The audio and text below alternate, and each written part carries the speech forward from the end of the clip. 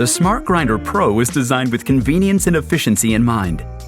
That's why you'll love having the ability to customize your grind amount for the number of shots or cups you intend on brewing. The grind amount dial will allow you to modify the shots cups preset to deliver more or less ground coffee into your portafilter or grinds container.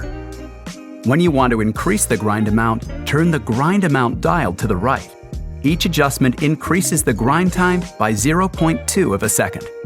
If you want to decrease the grind amount selected, turn the grind amount dial to the left, and the grind time will decrease by 0.2 of a second with each adjustment.